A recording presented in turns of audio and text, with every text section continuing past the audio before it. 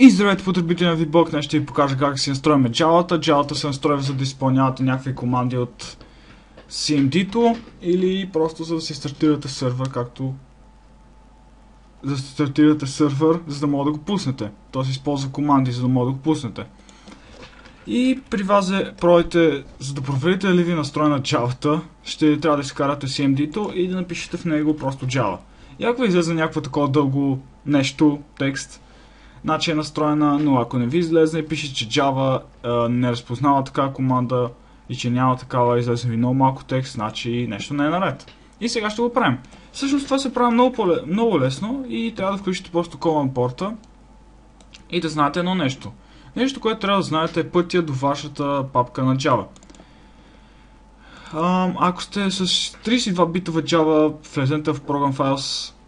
При вас ще мисля, че ще има само Program Files, но ако сте с 64 битова Java, влезнете просто пак в Program Files. Но ако сте на 64 битов компютър и имате 32 битова Java по някаква причина, влизате в Program Files 86. Аз имам 64 битова Java и ще влезна в Program Files.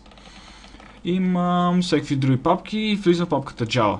Моята Java версия е 7, надявам се и би трябвало ви да си стегнете най-новата версия, която е 7, не знам точно кой е апдейт.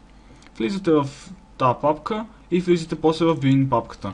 Това ни трябва, сега ни трябва да копираме пътя. Копирайте пътя просто, това ще е най-необходимото в момента. Тези неща не ги пипайте, не ги отваряйте, не ви трябват. Трябваше ни само пътя. Готово, имаме пътя. Сега се пита какво трябва да направим. Трябва да напишем една проста команда. Тя е setPath. И да поставим пътя, който сме направили. Ето това е. Това е всичкото настройване. Сега като натиснем Enter, нищо няма да стане. Или поне нищо няма да се отрази. Ще ви направим пазен ред и пак ще ви спише тук някаква директория. Но вече да знаете, че вашата Java е настроена и ето. Може да видите сами Java. И вече е настроена. Правете при вас. Надявам се да е станало.